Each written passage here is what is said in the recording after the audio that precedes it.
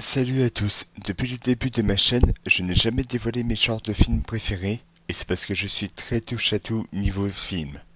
Sauf les films romantiques qui m'emmerdent plus qu'autre chose. Mais j'ai quand même trois genres qui me font toujours plaisir à regarder, et ces genres sont l'horreur, les dessins animés et enfin les thrillers. Le film dont il va être question appartient au troisième genre cité. Les thrillers ont toujours eu une grosse place dans mon cœur de cinéphile.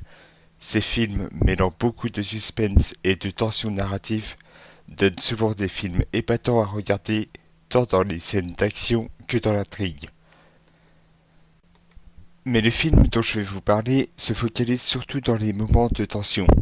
Sorti à l'époque de l'Amérique de l'après 11 septembre 2001, et marquant par la mise en place d'un scénario qui aurait dû être mis en image depuis des décennies. Je vous présente le film Fun Game.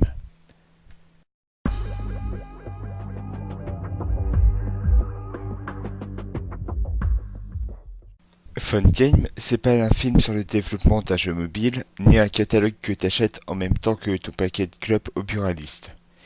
Il s'agit d'un film de type thriller sorti le 27 août 2003 en France, réalisé par Joel Schumacher.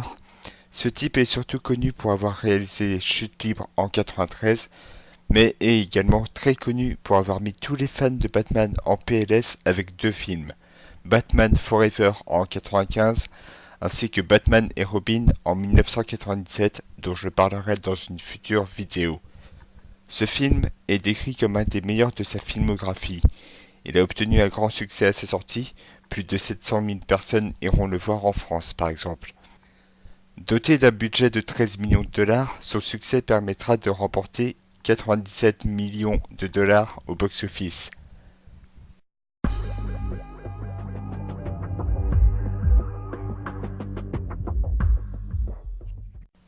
Au casting, nous avons Colin Farrell, un acteur débutant dans le cinéma qui s'est fait connaître dans le film Tigerland de Joel Schumacher, ainsi que dans Minority Report de Steven Spielberg.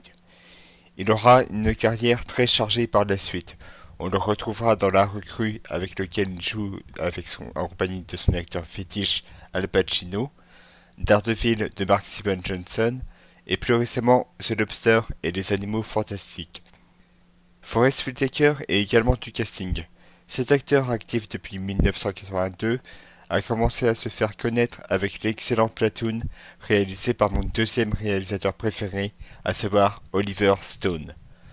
Il obtiendra une grande popularité plus tard avec le film Ghost Dog en 1999. On le verra ensuite dans des films comme Panic Room, Le Dernier Roi d'Écosse, Au bout de la nuit, ou bien plus récemment dans Rogue One, A Star Wars Story. Katie Holmes joue un des rôles importants du film.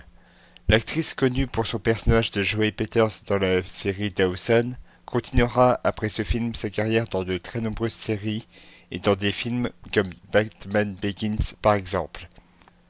Également au casting nous trouvons Kiefer Sutherland, Radha Mitchell, Richard T. Jones, Keith Nobbs et beaucoup d'autres.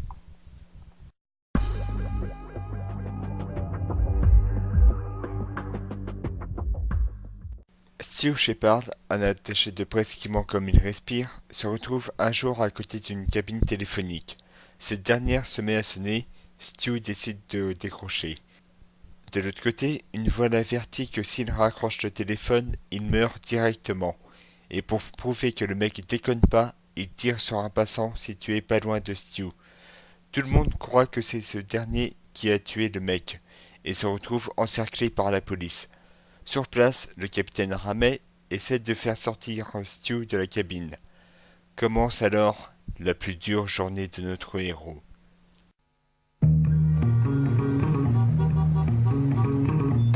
New York. 12 millions d'habitants. 22 millions de téléphones. 1 milliard de communications par jour. Jean-François, mec. BQ, sois raisonnable. Je suis un gangster, alors j'ai pas à être raisonnable. J'entends La rien. prochaine fois, je te tue, sale crevard, si tu continues à parler. Stu Shepard croyait avoir de nombreuses relations. Voilà 4 billets pour Britney Spears, c'est ça? Promis, Stu. C'est pour la soirée du 18. Je te livrerai un wagon de célébrités. Mais aujourd'hui, quelqu'un a eu son numéro. Oui? N'essaye même pas de quitter cette cabine. C'est une erreur, mec. J'ai une arme braquée sur toi en ce moment. Est-ce que tu la sens, Stu? Vous m'appelez Stu? Vous êtes qui? Quelqu'un qui a plaisir à t'observer. J'ai un calibre 30 d'intervention à culasse mobile 700 avec lunettes tactiques. C'est quoi? Un genre de fusil? À cette distance, le trou que fera la balle en sortant devrait avoir la taille d'une mandarine. Vous déconnez? Il n'y a qu'un seul moyen de le savoir. Oh putain, vous avez tué ce mec. Regarde tous ces gens, Stu. C'est lui qui a tiré! Mais c'est pas moi! Qu'est-ce que j'ai fait pour mériter ça? Pourquoi moi? Si tu le demandes, c'est que t'es pas encore prêt à le savoir. Laissez votre arme et sortez les mains en l'air. Où est mon arme? Vous voyez une arme? Je veux vous voir lancer votre arme Je n'ai immédiatement. tiré sur personne. Donnez-moi votre version des faits, c'est tout. Si tu lui dis, je te tue. J'ai aucune version des faits. Tu es dans cette situation parce que tu ne dis pas la Je vérité. suis dans cette situation parce que vous avez une arme. Allez, Stu, t'as pas encore compris? À vous dépêcher, Stu. Femme, raccroche. Stu n'a pas été totalement honnête avec vous. Sa femme a l'air très en colère. Il m'a dit qu'il était pas mal. Laissez-la en dehors de ça. Votre femme est à côté de moi. Kelly, ça c'est excitant. Il faut que tu choisisses l'une des deux. Kelly, bam, bam, bam. Laissez-la en dehors de tout ça. Ils sont en position. Alors foncez, foncez, foncez. C'est moi qui donne les ordres. Écoutez, je suis sûr qu'on peut s'arranger. Tu acceptes ou tu crèves maintenant. Une, Ne tuez pas. deux.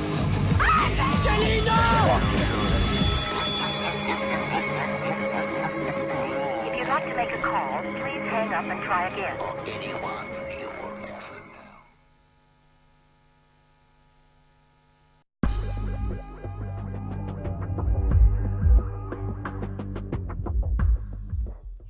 De tous les thrillers que j'ai vus, Fun Game est celui qui m'a le plus tapé à l'œil.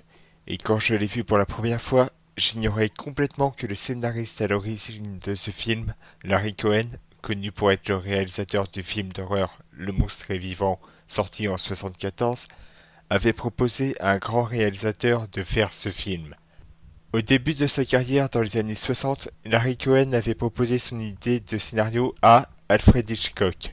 Seulement voilà, tous les deux n'avaient pas trouvé la raison pour laquelle un mec menacerait quelqu'un enfermé dans une cabine téléphonique. 30 ans plus tard, en 1996, Larry Cohen tombe sur un court-métrage d'un jeune étudiant appelé End of the Line. Et là, bingo, il a trouvé une meilleure inspiration pour son vieux scénario. Il rencontre par la suite Joel Schumacher qui est convaincu par l'histoire et accepte de réaliser ce film. Fun Game commence à naître.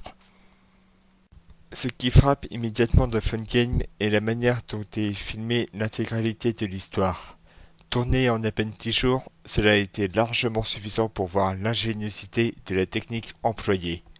On est facilement bluffé par comment est filmée toutes les séquences concernant le minuscule espace qu'est la cabine téléphonique. Avec les caméras tournant autour de cet otage à distance qu'est Stu, on arrive à bien cerner ce sentiment de paranoïa envahissant les pensées de ce type. En dehors de la cabine, les différents plans qui dévoilent l'ampleur de la situation sont superbes. Tout le monde a vu l'instant où le mec s'est mangé la balle alors qu'il s'est engueulé avec Stu, ce qui fait que l'on nous dit que la partie la plus intéressante de l'histoire commence. Le film dure 1h28 et le résultat a de quoi nous mettre sur le cul.